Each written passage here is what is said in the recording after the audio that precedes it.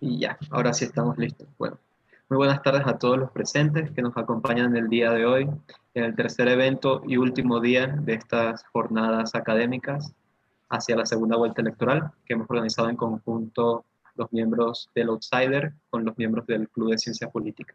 Es un gusto poder saludarlos y contar con su presencia el día de hoy. El tema que trataremos es el análisis de la política y las posibles predicciones durante esta segunda vuelta de las elecciones de 2021. Tomando en cuenta lo vivido durante la pandemia, hemos presenciado rupturas políticas en el país y casos de corrupción, como el proceso de vacunación actual, y una multitud de discursos que han configurado la política ecuatoriana y nos han conducido al escenario actual. En vista de estos acontecimientos, hoy analizaremos el panorama político de cara a la segunda vuelta electoral y la importancia de la opinión pública para los próximos resultados electorales. De igual manera, indagaremos en los posibles escenarios políticos y evaluaremos las implicaciones que ha tenido el debate presidencial suscitado el pasado 21 de marzo. De igual manera, en caso de que el público quiera realizar preguntas, en el chat van a encontrar toda la información. Finalmente, hoy tenemos el agrado de contar con dos prestigiosos exponentes que mi compañera va a tener el honor de presentar, con los que abordaremos estos diversos temas.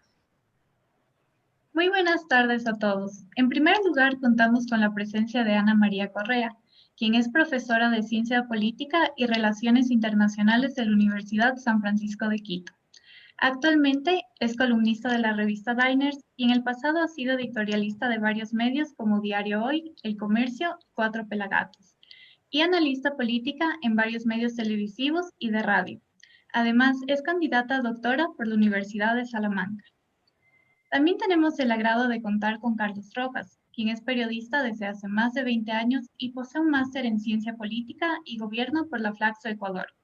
Carlos es director del programa Políticamente Correcto de Coavisa, es columnista de la revista Vistazo y es docente universitario. Ha trabajado como redactor corresponsal en Bogotá y macroeditor en el diario El Comercio. Sean todos ustedes bienvenidos. Vamos a empezar con la primera pregunta. Comenzando con las preguntas, la primera va a ir dirigida hacia Ana María y queríamos preguntarle sobre lo que ocurrirá en estas próximas elecciones. En estas elecciones hemos podido observar que muchos partidos no están felices con los resultados. Véase el ejemplo del partido del candidato Yacu Pérez. Dicho esto, ¿qué impacto va a tener la promoción del voto nulo en esta segunda vuelta que se aproxima? Y en su opinión, ¿cómo cree que se encuentra el panorama de apoyo hacia los candidatos? ¿Existe un favoritismo hacia alguno de los dos? Hola, buenas tardes a todos. Hola Carlos, un gusto compartir contigo este panel. A ver, ¿cómo están las tendencias y cuánto va a incidir el voto nulo? A ver, históricamente el voto nulo, digamos, con excepción de la elección de los consejeros del Consejo de Participación Ciudadana, en donde tuvo un pico de alrededor del 22%, me parece, no ha tenido, digamos, una importancia mayor en las elecciones. La pregunta es si es que en estas elecciones va a ser diferente justamente por el hecho de que uno de los ex candidatos, Yacu Pérez y el movimiento Pachacuti, que están llamando al voto nulo.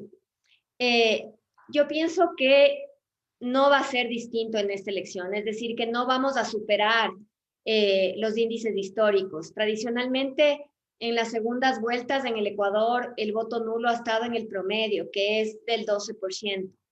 Creo que probablemente haya un aumento en ese índice en estas elecciones, porque no hay lugar a dudas que muchos de los votantes de Yacu probablemente, digamos, sigan esa directriz, pero yo no creo que vaya a haber una sorpresa en el sentido de que el voto nulo sea tan mayoritario al punto de poder invalidar la elección. Creo que eso no va a darse en ningún escenario. Entonces, creo que puede ser más alto que en otras ocasiones, pero no va a ser nada muy distinto. En cuanto a qué está pasando, digamos, con la intención de voto, digamos, no tengo yo misma las cifras, pero lo que me parece es que, y de lo que se conoce, hay, digamos, una tendencia ascendente del candidato Lasso en los últimos días. El candidato Arauz está, digamos, puntero, pero Lasso sí está más bien subiendo y el candidato Arauz está más bien estancado. Y creo que en estos días, digamos, hay cosas que pueden impactar, digamos, negativamente en la campaña del señor Arauz, como las recientes constataciones de que efectivamente Andrés Arauz trabajaba en el gobierno de Moreno, seguía, digamos, siendo un empleado del Banco Central, que fueron revelaciones del día de ayer. Obviamente yo me pregunto hasta qué punto esas revelaciones, digamos, que contradicen justamente este deseo de desmarcarse, ¿no? Este deseo del correísmo de desmarcarse de estos últimos 4 años de Moreno. Ese hecho contradiría profundamente eso, pero hasta qué punto eso va a impactar en el votante común de Andrés Arauz. O sea, creo que eso sin duda afecta un porcentaje muy, digamos, relativamente bajo de personas que están atrás de la noticia y que, digamos, son más informadas que el resto de la población, pero no estoy tan segura de que eso vaya a determinar el voto, no sé, en la Sierra Centro rural, que probablemente le dio el voto a Yaco. Entonces, creo que, digamos, creo que el escenario probable es que, digamos, esta elección sea bastante disputada, que cualquiera de los dos candidatos que gane lo haga por un margen estrecho, y eso abre un capítulo, me parece bastante complejo. Creo que a cualquiera de los dos candidatos le convendría ganar con un amplio margen, justamente por todas las preguntas y todos esos cuestionamientos de legitimidad acerca de esta elección, por el presunto fraude contra Yacu, etcétera. Entonces, creo que eso no va a ser así. Creo que estamos en un escenario, digamos, relativamente disputado, y creo que mucho va a pasar en estas siguientes 2 semanas, digamos, dependiendo de qué movidas emprendan las dos estrategias de las dos campañas, ¿no? Así que eso es lo que yo diría en este primer momento. Muchas gracias, Ana María, por tu intervención. La siguiente pregunta es para Carlos. ¿Qué relevancia tienen las agendas postmateriales, como el feminismo, el ambientalismo, el indigenismo o la democracia, en el discurso de ambos candidatos hacia la segunda vuelta electoral? Buenas noches, un saludo para todos quienes nos escuchan, nos siguen a través de Facebook. Un abrazo muy cordial a Ana María, un gusto verla a los tiempos y que este debate sea más provechoso para ustedes los jóvenes. A ver, yo creo que lo que ocurrió este 7 de febrero marca en cierta manera la importancia que tiene este país de recuperar algo que estuvo como soslayado durante mucho tiempo, que es el centro político. El centro político, si tú más o menos este momento haces una cuenta, tiene más o menos un 33% de votación. Y ese 33% de votación es muy similar al 33% de votación que puede tener una población joven en el Ecuador, que sí busca un cambio en el país a raíz de unas nuevas percepciones y también de unas nuevas urgencias en cuanto a una agenda. Entonces creo yo que esta agenda que ustedes marcan de feminismo, ambientalismo, una suerte de reivindicación de derechos son muy importantes. Creo yo que lastimosamente no tuvieron una suerte aritmética de poder imponerse en esta elección. Entonces yo creo que aquí lo que deberíamos lamentar es cómo las matemáticas y la suma de votos impidieron que este país pueda avanzar hacia un nuevo capítulo virtuoso de esta suerte de panorama tan complicado de polarización y enfrentamiento. Entonces, ¿qué es lo que tenemos ahora? Tenemos a un candidato que representa al correísmo, que es un joven de 36 años, que a pesar de su juventud, es el candidato joven es el único candidato joven ecuatoriano político que se disputa una segunda vuelta electoral, porque el otro candidato joven político que se disputa una segunda vuelta electoral era Jaime Roldós, que tenía 38, 39 años.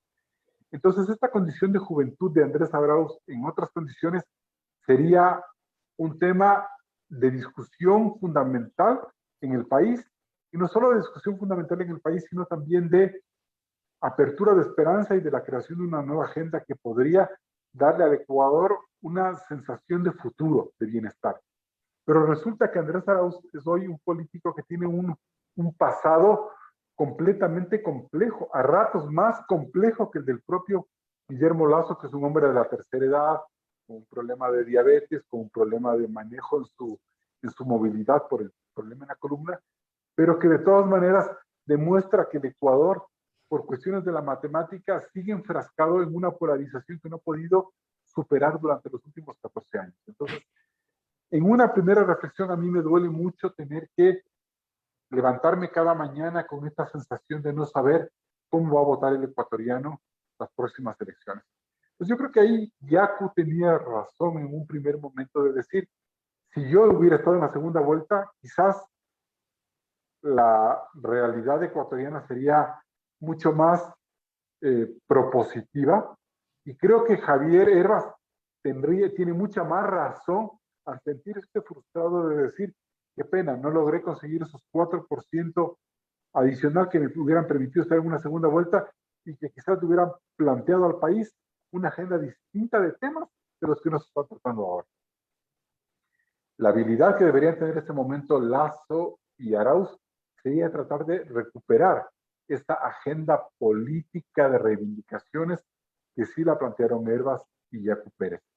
Yacu Pérez ha tenido errores muy graves en las últimas semanas, prácticamente a seguidilla en el manejo político de este relato del fraude, que yo creo que lo han desgastado mucho, ante la opinión pública al menos. No sé cuán importante es este momento el peso de la opinión pública, pero de quienes hacemos opinión pública sí vemos que es un candidato que se enredó en el discurso del fraude, que no pudo sostener un acuerdo en el Consejo Nacional Electoral, que estuvo preso de esos radicalismos que existen en el movimiento indígena, que no tiene en este momento la suficiente fuerza como para plantear una agenda post octubre de 2019 y que le diga al movimiento indígena cuán grave es mantenerse en este inmovilismo radical. Y por otro lado, tenemos a un Yacu Pérez que se enredó en una reunión con un juez electoral y que también se enredó en unos relatos alrededor de los aportes y ofertas que le hicieron Arauz y Lasso, perdón, y que finalmente terminó siendo desmentido por los dos candidatos. Entonces ahí hay un desgaste muy lamentable de Yacu Pérez que es preocupante, porque si quieren hablamos de eso más luego. Pero yo creo que este Yacu que termina el relato del fraude quizás no va a tener la misma fuerza para administrar el poder político que le significa tener 27 legisladores en la Asamblea. Por otro lado, creo que también tenemos a un Javier Herbas que en cambio ha logrado capitalizar un voto urbano que tiene muchas expectativas y que en cambio creo que Lasso ha logrado tener la afinidad o la habilidad de buscarles, de encontrarles. La respuesta, como decía Ana María Correa hace un momento, quizás la vamos a encontrar únicamente el 7 de febrero. Pasamos día tras día revisando encuestas, revisando tendencias, revisando cálculos aritméticos, y lo único que nos generan es un marco de incertidumbre. Y yo creo que hasta el 7 de febrero, en este momento, nada está dicho, compañero. Muchas gracias, Carlos, por la brillante intervención. Ahora vamos a continuar con una pregunta dirigida hacia Ana María. La pregunta dice que la corrupción ha sido un tema muy criticado por los ecuatorianos en los últimos tiempos. ¿En qué factores debería trabajar el candidato que alcance la presidencia para reducir la corrupción vista en el Ecuador? Gracias por la pregunta, y antes de eso quisiera comentar un poquito lo que decía Carlos y, digamos, un poco el contenido de la pregunta anterior, porque efectivamente digamos, el hecho de que Yacu y Herbas obtuvieron esas votaciones tan interesantes dio cuenta de la importancia de estas nuevas agendas, de estos temas que le preocupan al electorado y que no estaban siendo considerados por las campañas, ¿no es cierto? Sobre todo por la campaña de Guillermo Lasso. Y en ese sentido, a mí lo que sí me llama la atención es que más bien en este momento, si bien Lasso sí ha puesto en marcha, a menos de forma mediática, digamos, la preocupación por estos temas en cuanto al encuentro, al acercamiento con diferentes grupos de mujeres, LGBTI, etcétera. En cambio, en el discurso, más bien está cultivando el discurso de la polarización Correa-anticorrea. En vez de enfocarse en estas otras cosas. Me parece que esa es un poco la tónica desde el debate hacia acá. Sería interesante conocer en la estrategia de campaña de Lasso a qué elementos le van a dar más énfasis, porque sin duda para capturar los votos de Herbas y de Yacu, mucho más importante que, digamos, esa polarización Correa-anticorrea es que estas dos campañas genuinamente se preocupen por la incorporación de estos temas en sus agendas, ¿no? Entonces, ese sería un tema interesante de explorar. En cuanto al tema de la corrupción, digamos, es un tema que nos está desbordando, ¿no es cierto?, como país.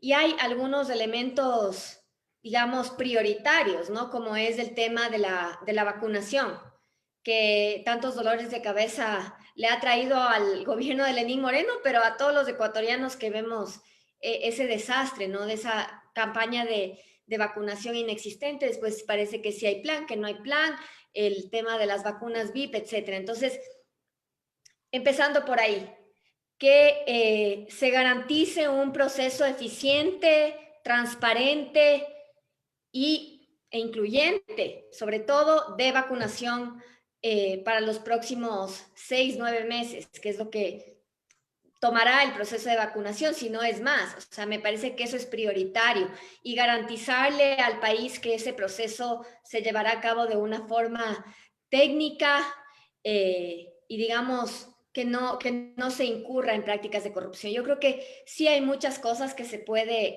hacer en ese sentido.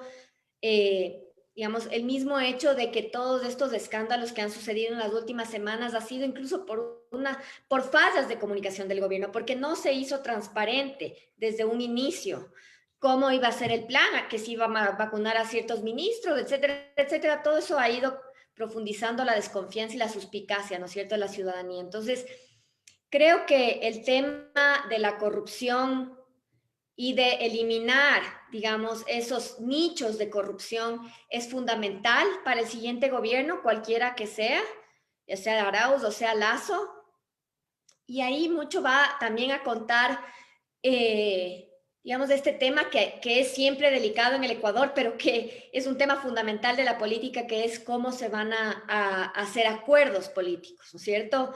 Y cómo esos acuerdos políticos tienen que ser transparentes, porque caso contrario vamos a caer en lo mismo que hemos visto en los últimos años, ¿no es cierto? Estas coaliciones que se arman, digamos, a cambio de hospitales, a cambio de no juicios políticos, a cambio de cargos, etcétera, etcétera. Entonces, creo que la persona que llegue a Carondelet tiene que estar realmente preparada para enfrentar eso.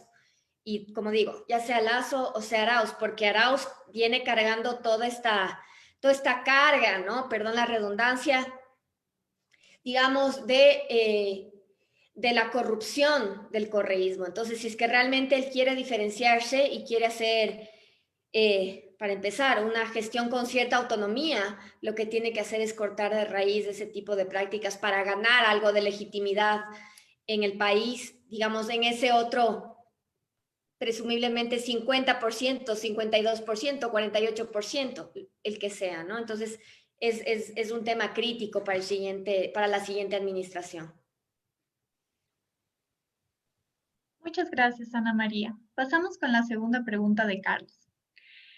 Frente a la crisis económica y política que vive el país, ¿Cómo se puede restaurar la confianza de los ecuatorianos en la política y en el proceso democrático cuando no hay confianza en las instituciones políticas, como es el Consejo Nacional Electoral? Bien, oye, yo quiero antes de responderte esta pregunta, porque creo que tiene una consecuencia. Hay un tema que me pareció fundamental al escuchar ahorita a Ana María hablar sobre lo que ella puntualiza o prioriza este momento por corrupción. Entonces, cuando ustedes le preguntan hace un momento a Ana María sobre el problema de la corrupción, la respuesta de Ana María es el plan de vacunación. Entonces, creo que ella da en el clavo en un momento, en un tema que es fundamental. Es decir, ella dice, el problema de la vacunación ha generado una desolación nacional y una inconformidad ciudadana increíble. Y creo que tiene razón, porque me parece a mí que en el Ecuador se siente un segundo capítulo de corrupción. Entonces, toda esta corrupción que se denunció durante los últimos 10 años en el Correato es una corrupción, utilizando las palabras de Fernando Villavicencio, de un organizado.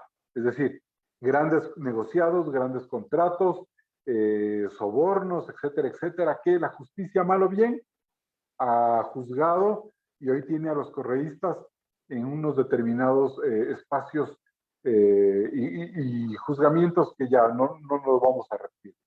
Pero hay una segunda corrupción que me parece a mí que es mucho más sensible y permeable en la sensación ciudadana, que es la corrupción de las bolsas de los cadáveres, de la pérdida de cadáveres, de los privilegios en las vacunas y, y del extravío que tiene el gobierno en este momento por entender cuál es su función. O sea, el hecho de que tengamos un presidente de la República que diga, no sé, creo que el ministro anterior no tenía un plan de vacunación y eso es culpa del Ministerio de Salud, es una estocada letal para una democracia y para lo que nosotros como ciudadanos podemos entender del buen gobierno.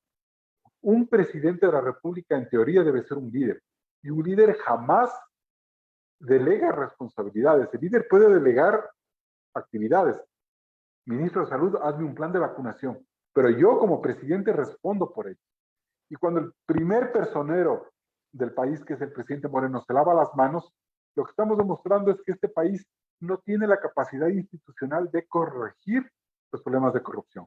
Entonces, cuando Ana María sugiere que o asocia el problema de corrupción con la vacunación, creo que le den el clavo en el sentido de que la ciudadanía entiende que corrupción es que te mezquinen una vacuna porque la entregaron a un expresidente o le entregaron a a un grupo de ancianos venerables, pero que representan a un club en San Borondón, o que te mezquinaron una funda de cadáveres o que te cobraron tantos dólares para poder encontrarle a tu padre que está muerto en una morgue de Guayaquil. Y no los 500, 600, 800 o 1,000 millones de dólares que se pudieron haber malversado en una refinería o en un contrato con Odebrecht. Entonces, cuando la gente no tiene la magnitud de lo que significa en pila 1,000 millones de dólares, quizás pierda la realidad de la importancia de ese robo, pero sí entienda lo que significa pasar 4 horas en las calles mojándome para que me den una vacuna cuando a otras personas les vacunaron en un hospital Pelucón de Quito. Entonces, creo que ese es el problema. La indolencia de un gobierno, la torpeza de un gobierno y la frivolidad de un gobierno para no entender el momento histórico en el que vive el país, si lo que realmente buscaba era un giro histórico para romper el círculo vicioso que en la primera parte de esta intervención apuntábamos Ana María y yo sobre el cambio político que hubiera significado esta elección. Por otro lado, creo que el CNE se convirtió en la principal institución que evitó que tanto el movimiento indígena se quedara tranquilo con los resultados electorales que se expresaron en las urnas este último 7 de febrero, y la posibilidad de empoderar al candidato Guillermo Lasso de avanzar en una elección en la que él por ley no puede retirarse, pero que sí tiene la obligación moral y creo que la legitimidad política por disputarle al correísmo una victoria. Entonces, Si el CNE, que es el gran árbitro de la democracia en el plano administrativo, presupuestario, logístico y también político, porque ahora organizan debates, no estuvo a la altura de esta angustia ciudadana, no podemos esperar confianza de los ciudadanos en lo que puede ser la segunda vuelta. Entonces, lo que hay que pedir es que no suceda lo que plantea Ana María, una elección disputada el 11 de abril, sino la posibilidad de que cualquiera de los dos candidatos, nos guste Arauz o nos guste Lasso, tengan la legitimidad de ganar la elección y enfrentar con esa legitimidad los grandes desafíos que nos vienen a partir del 24 de mayo, porque los problemas que tenemos a la vuelta de la esquina son monumentales en temas económicos, en temas de combate a la pandemia, en temas de lucha de la corrupción y de protección de la institucionalidad. Porque yo digo una cosa, si Lasso gana la presidencia de la República, vamos a tener un presidente secuestrado por una Asamblea Nacional, porque Lasso solo tiene 12 diputados de 137, ni siquiera el 10%. Entonces va a tener que negociar de cualquier manera con socialcristianos, con izquierda democrática, con los indígenas o los correístas, una agenda mínima de reformas. Si estamos hablando de cambiar los impuestos, la reforma laboral, la seguridad social, en una agenda liberal como la que plantea Lasso, ¿cómo la vamos a negociar con una asamblea que es más bien inclinada de la centroizquierda a la izquierda radical, porque tiene 94 o 95 diputados de sala? Y por otro lado tenemos a un posible presidente Andrés Arauz, que no nos genera a nosotros la confianza y la garantía y la independencia de que para qué va a gobernar. ¿A qué viene Arauz al poder? ¿A generar un cambio progresista como muchos militantes de la izquierda lo suponen? ¿O viene a garantizar la impunidad de una serie de personajes que durante 14 años, 10, 14 años, generaron en el país una crisis ética, económica e institucional? Entonces tenemos un factor de Lasso versus gobernabilidad frente a un factor de Arauz versus impunidad.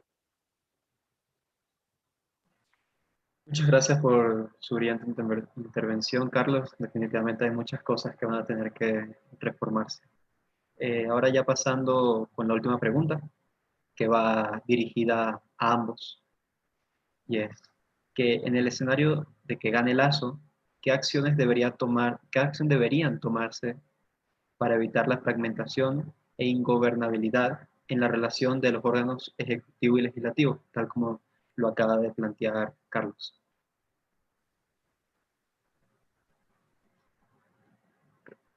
Responda el que desee. Si quieres, yo te puedo dar una idea. Claro. Sí, Perdón, adelante. Ana María. Mira, a mí me parece que si Lasso logra ganar esta elección, es decir, del 19% que sacó en el 7 de febrero al 51 o más por ciento, significa, creo yo que ahí tiene él tiene la pelota para hacer el gol. Si es que lograría ganar la elección, le daría una legitimidad particular para que él pueda decir, bueno, yo estoy empoderado y significo la vuelta de página por fin de estos 14 años de correísmo. Y cuando digo por fin no me refiero a que quiero denostar el correísmo como tal, sino que mal o bien significa un giro histórico, es decir, un viraje de página, porque Moreno llegó al poder, aunque hizo unos cambios importantes, pero llegó de la mano del correísmo. Entonces yo creo que el solo hecho de ganar, Guillermo Lasso le da una legitimidad como para complicarle la vida a la Asamblea y decir, bueno, el país me pidió a mí que yo gobierne. Por lo tanto, ustedes tienen que a mí ayudarme a gobernar. Entonces, creo que ya hay unos acercamientos interesantes. Yo creo que Lasso debería hacer todo lo posible porque Pachacutic tenga la presidencia de la Asamblea. Y de esa manera, lograr impulsar una agenda de consenso donde socialcristianos de izquierda democrática estén también presentes junto al movimiento indígena, y creo. Eso es pensar con el corazón y el deseo, pero sinceramente creo que eso no se va a llegar a realizar, porque en el camino va a haber una serie de tropiezos en los que le va a obligar a Lasso a desgastarse, a retroceder, a arrinconarse, y eso puede ser muy peligroso. Tú me preguntas exclusivamente por Lasso y te respondo exclusivamente por Lasso, más o menos pensando que el 40% de probabilidades tiene él de ganar la presidencia de la República. Lo de Arauz es otra cosa.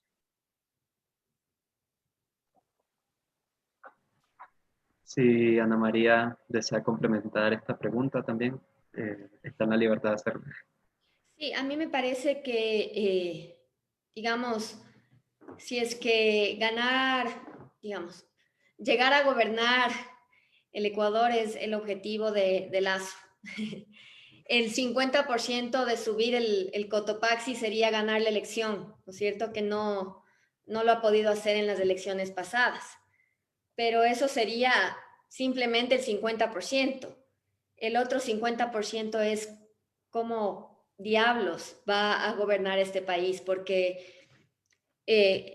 tal cual, como decía Carlos, digamos, con una asamblea tan fragmentada, teniendo solo sus 12 asambleístas, con un acuerdo, creo yo, bastante frágil con el Partido Social Cristiano, que además está acostumbrado a sabotear, digamos, cualquier programa sostenido de mediano y largo plazo que le pueda dar gobernabilidad al Ecuador. Es un aliado muy complicado. Y luego con, digamos, este bloque de centroizquierda, Pachacutic y la izquierda democrática que, digamos, está titubeante. En el caso de Herbas, él ha dicho que él va a votar por Lazo, pero la izquierda democrática institucionalmente está más bien abogando por el voto nulo. Yo creo que definitivamente Lazo tiene que olvidarse de que va a ser el gobierno libertario, ¿no es cierto? El gobierno libertario que creo que las cabezas de su centro de pensamiento, de Ecuador Libre, creen que van a ser. Porque definitivamente el Ecuador nos mostró el 7 de febrero que está mucho más inclinado hacia una agenda más de centro, tanto en los temas, digamos, estos temas abandonados de la agenda social, pero también en el tema económico. Y si bien es necesario administrar la crisis, o sea, definitivamente no va a ser con un programa, digamos, de austeridad extrema, porque no tiene los votos, no tiene la predisposición en la asamblea.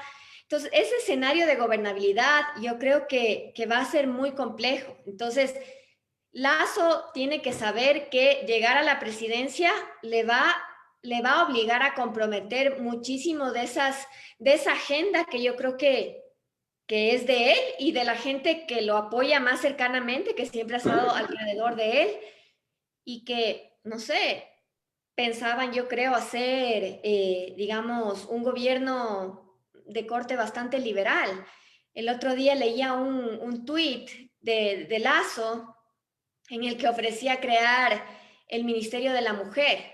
Y yo pensaba, los libertarios primero se van a cortar la cabeza antes de crear este ministerio.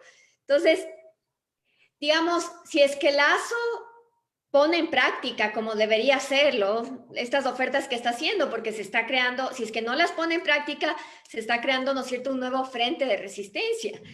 Entonces, ¿cómo mismo va a ser? ¿A quién va a complacer? ¿A su núcleo más radical o a los grupos con los que se ha comprometido a esta serie de cosas? Entonces, yo realmente veo que el escenario es complicado. Y otro factor es este factor, digamos, ya más intrínseco de la cultura política ecuatoriana, que no es, que mira mal los acuerdos, ¿no es cierto? Mira mal, sospecha de cualquier acuerdo.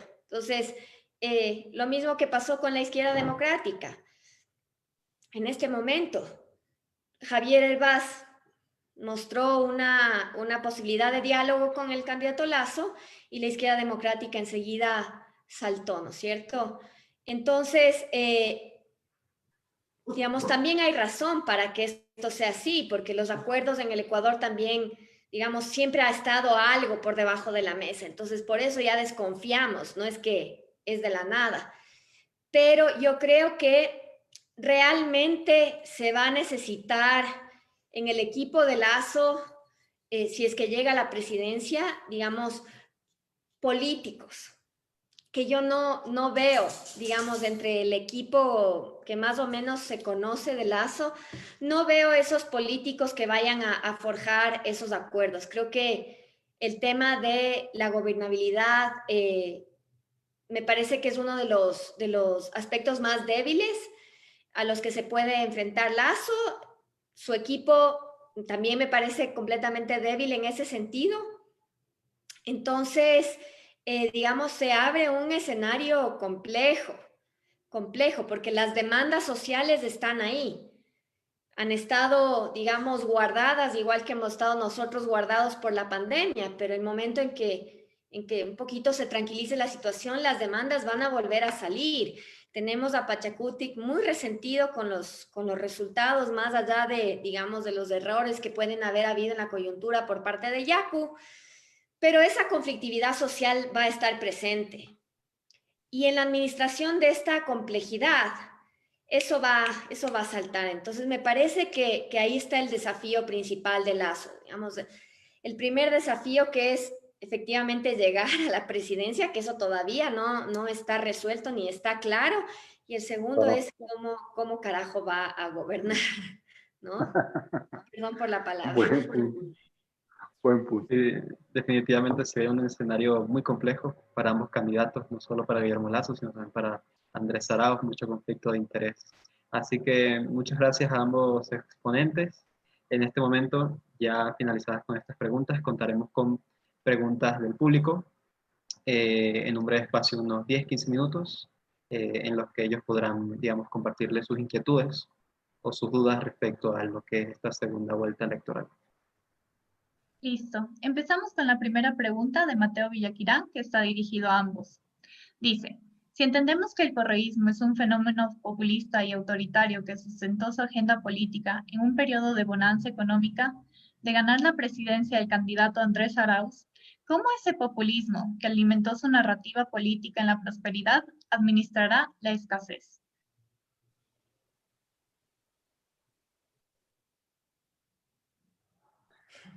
La escasez se puede administrar de dos maneras. De una manera pragmática, que significa tratar de negociar o de generar algún tipo de colchón que le permita al gobierno ecuatoriano sobrevivir en este tema. Y que creo yo que ya nos da una primera pauta el mismo gobierno de Venezuela cuando no lo he estudiado a profundidad, pero está anunciando una suerte de privatización o de concesión de la actividad petrolera en Venezuela en manos privadas. Sería medio interesante si es que Arauz logra mirar con sentido pragmático la posibilidad de traer al país un tipo de holgura económica bajo cierto tipo de agenda medio vinculada a la agenda liberal de darle al país cierto tipo de garantías con organismos multilaterales, etcétera, etcétera. Esa es la una manera. La otra manera es a través de un discurso político ideologizado muy preocupante, en el que sobre la base de un discurso de la dignidad, del estadio superior del futuro, del estadio superior de un futuro de liberación nacional, te obliguen a ti a tener una serie de ajustes económicos y de renunciamientos en el bienestar que te pueden complicar en ese momento la vida, pero con el discurso de que en adelante vamos a poder ser mejores. ¿A qué me refiero con ello? A la posibilidad de emprender un modelo paralelo monetario a la dolarización que obligue, por ejemplo, a solventar el pago de la nómina estatal con dinero electrónico. Entonces, yo creo que ese sería el escenario más preocupante, pero que no lo descartaría si es que la visión radical del correísmo se impone en estas elecciones. El problema en este momento, más allá de entender cómo puedes tú generar un cambio en el país, es entender qué es lo que quiere Arauz con el gobierno. Arauz puede o tener una visión moderna de la realidad nacional y sobre eso generar un gobierno, o sentirse preso de una agenda correísta que, sobre la base de la impunidad, como le dije hace un momento, pueda generar unas políticas públicas preocupantes y también encerrarle al país en una agenda que le obligue a hacer estos sacrificios inmediatos sobre la base de un discurso político y de propaganda de liberación nacional en el futuro. Y ahí creo yo que puede estar atrás.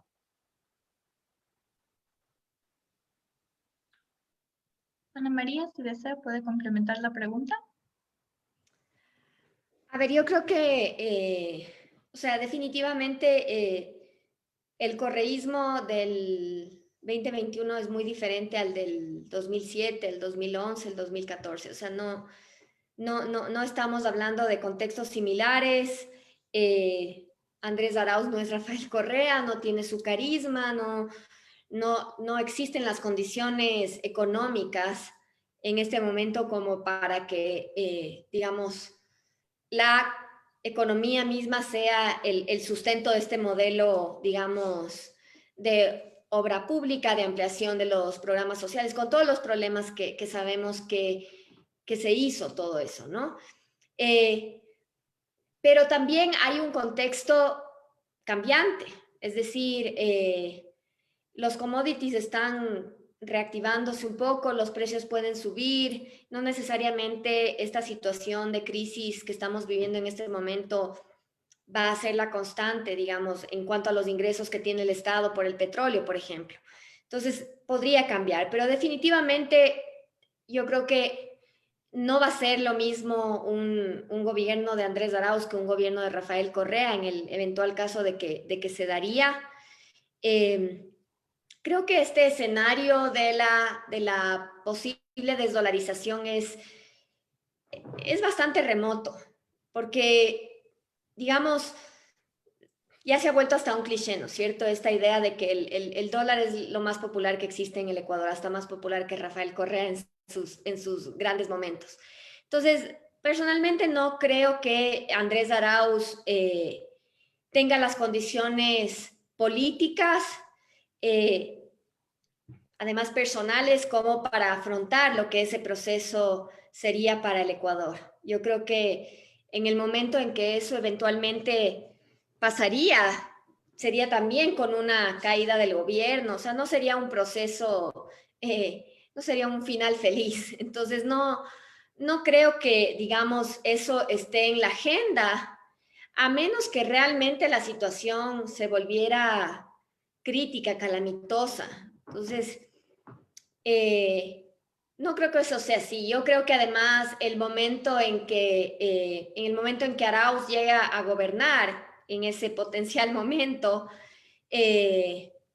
creo que las personas sí se vuelven más pragmáticas en el momento que están adelante del gobierno. Entonces, me tocará probablemente seguir ajustando el acuerdo con el Fondo Monetario Internacional, probablemente buscará nuevamente a la China, pero creo que, digamos, sí, efectivamente ese modelo populista, autoritario, basado en este inmenso caudal de recursos públicos, no se va a repetir en el corto plazo, y eso implicará que si es que llega Arauz se tenga que volver una persona más pragmática que busque financiamiento en diferentes fuentes, que no descarte, no sé, acuerdos comerciales, como pasó en la última fase de Rafael Correa. No nos olvidemos que él llevó adelante el acuerdo con la Unión Europea, cosa que era impensable al inicio del gobierno, cuando Rafael Correa siempre había sido opuesto a los acuerdos comerciales. Entonces, creo que no sería tan pesimista en ese sentido. O sea, esta idea de que vamos a ser Venezuela, o sea, no creo que nadie conscientemente quiera convertirse en Venezuela. Entonces, creo que de alguna manera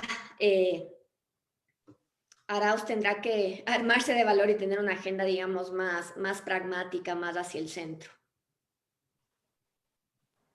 Muchas gracias por su respuesta, Ana María. De igual manera, por el chat nos preguntan, igual a cualquiera de los dos ponentes, ¿qué opinión merece que el análisis ofrecido recientemente por la encuestadora Clima Social haya situado a Andrés Arauz como líder en las encuestas, con un 34,1% sobre el 27,1% de la intención de voto por Lazo? Dos lecturas, ¿no? La primera es que, claro, todavía hay una gran distancia entre Arauz y Lazo. La otra lectura es que, si tomamos en cuenta ese sondeo, Arauz crece apenas un 1% en estos casi 30 y un poco más de días desde las elecciones, y Lazo, en cambio, se dispara en 8 puntos. Entonces, vemos que todavía la población se está como acomodando frente ya a una realidad, o Arauz o Lasso. Entonces ahí vemos que a Arauz se le ha hecho un poco más difícil, pese a ser un candidato joven, en remontar un poco más. Eso según encuesta de clima social. Pero yo creo que en este momento no podemos anclarnos exclusivamente en las encuestas, porque las encuestas creo yo que tienen una serie de problemas, de intereses políticos que nos obligan a que hablemos de ellas, pero que perdamos la confianza necesaria. Entonces, quizás las encuestas en este momento no sean una referencia. Hay otros politólogos que hablan de hablar de otro tipo de modelo matemático que pueden acercarnos más a una realidad, pero es un tema más complejo. Yo creo que esta, como decía Ana María hace un momento, quizás esta disputa de votos nos dé una sorpresa el 11 de abril y ya hasta ese momento sepamos realmente qué va a suceder. Pero hay un tema que Ana María tocaba hace un momentito que me gustaría analizarlo brevemente. Yo creo que quizás Arauz ni Correa no quieren quitar la dolarización porque ese sea su deseo. Pero yo siento que ante tanto compromiso y oferta demagógica de tener más empleados públicos, solucionar el problema del empleo, le obliguen a Arauz a llenar el Estado de más empleo, valga la redundancia, pero va a haber un momento en que quizás el gobierno tenga la liquidez necesaria para pagar con dólares billetes a esos nuevos empleados públicos. Entonces, si tú no tienes la liquidez para hacerlo, vas a tener que establecer mecanismos alternativos de pago en el que supuestamente digan, bueno, les voy a pagar a los nuevos empleados públicos con dinero electrónico. Pero ese dinero electrónico me obliga a mí a que vayas a determinado supermercado o a determinada farmacia a comprar determinado número de productos y determinado número de dinero de valor en productos. Entonces, creo yo que ahí empezaríamos a sentir la preocupación sobre una dolarización. Yo creo que nadie en este país con 5 dedos de frente se le ocurra pensar que puedes suplantar un modelo de dinero de monetario de la dolarización por un nuevo sucre. Yo creo que eso a nadie le interesa. Pero yo sí siento que en una realidad económica tan grave como la que vive el país, a lo mejor al próximo gobernante, en este caso Arauz, no se le ocurra otra manera que tratar de solucionar el pago de nómina con otra moneda paralela. Esa es la preocupación que yo tengo. Más de las circunstancias me obligan a salir de la dolarización antes que quererla cambiar. De igual manera, le invito a Ana María si desea complementar la respuesta de Carlos. Sobre las encuestadoras. Creo que las firmas de encuestadoras aquí en el Ecuador y en muchas partes del mundo se han desprestigiado, ¿no? Justamente porque el contraste, ¿no? De los resultados reales versus los resultados que nos presentaban las encuestas. Y creo que mucho tiene que ver con lo que decía Carlos en el sentido de que estas encuestas, al menos en el caso ecuatoriano, muchas están asociadas a un candidato. Entonces, también como insumo de campaña me parece absurdo que sean, digamos, que tanto le pueden servir a un candidato cifras que están acomodadas a lo que ese candidato quisiera que sea la realidad. Entonces, yo también creo que hay que tomarle con pinzas a este tema de las encuestas en este momento. Además, creo que la pandemia sí dificulta la recolección de datos. Y además, las encuestas, muchas de ellas están basadas en datos de Quito y Guayaquil, no están reflejando los datos de zonas más rurales y también creo que también eso tiene que ver con la pandemia en algunos casos. Entonces, sí, yo creo que hay que ser cautos con las encuestas y también sí sospechar mucho de estas firmas que ya sabemos que están asociadas a uno u otro candidato, ¿no? Parece que eso me parece antiético, ¿no? Y nuevamente es otra de las instituciones en las que los ecuatorianos desconfiamos. O sea, vemos una encuesta y decimos, no, se ha vendido. O sea, es así. Entonces, por eso estamos formando politólogos serios en la San Francisco para que luego se dediquen a hacer buenas encuestas bien diseñadas. Muy bien. Muchas gracias, Ana María. Por cuestión de tiempo, les voy a leer la última pregunta. Dice, ¿creen que la izquierda democrática ha resurgido por mérito propio y mantendrá su proceso político a mediano plazo? ¿O el mérito es de la figura de Javier Hervas, aparte del partido? ¿Cualquiera de los dos que desee responder? Yo creo que lo que está pasando con la izquierda democrática ahorita es mérito de Javier Hervas. O sea, si vemos los resultados históricos de la izquierda democrática en los últimos años, son súper pobres. El mismo Paco Moncayo sacó en la elección pasada 6%. Y, digamos, yo soy escéptica con respecto a esa idea de que no, fue la estructura de la izquierda democrática lo que le permitió a Javier Hervas obtener este resultado que obtuvo en las elecciones. Creo que más tiene que ver con el hecho de que fue una figura carismática que supo conectar muy bien con un electorado específico, que fue una persona dinámica, que fue una persona que dialogó, que no polarizó. Y a mí me parece muy interesante la idea de que, digamos, con ese impulso de Hervas hacia esa especie de locomotora de Hervas hacia la izquierda democrática, digamos, sí haya un proceso de construcción otra vez del partido en el mediano plazo. No, no estaría tan segura de que eso vaya a pasar, justamente porque ya vemos en este momento esas fisuras, ¿no? Entre la figura de Hervas y la posición del partido. Entonces, pero me parecería fundamental, así como Pachacuti, ¿no? Tener un partido como la izquierda democrática, un partido de centro izquierda que promueva una agenda socialdemócrata y que se vaya estructurando nuevamente en el tiempo. Sería súper interesante. Eh, no sé, tengo la sensación más intuitivamente de que Javier Hervas no sé si sea la persona que vaya a estar ahí constante liderando ese proceso. No sé, creo que se necesitan más figuras, pero no creería que es mérito del partido en sí mismo. El partido durante el correísmo le pasó lo mismo que al resto de partidos, fue pulverizado, fue denostado, y los resultados electorales reflejaron eso, ¿no? Durante años ha tenido una representación en la asamblea bajísima de uno o dos asambleístas, me parece, entonces no, difícil pensar que sea la estructura del partido y no esta, digamos, esta figura dinámica que ha surgido en este momento de Hervas. Bueno, yo a lo que ya dijo Ana María, me gustaría más bien darle un voto de confianza a la figura de Javier Hervas como nuevo líder de la izquierda democrática y a la izquierda democrática como un nuevo partido o un partido reseteado. Eh, Siento yo que hasta determinada, a ver, hasta hace unos meses atrás la izquierda democrática trataba de renovarse. Yo era escéptico porque sentía que no existe ese motor que le inyecte esa fuerza política para avanzar.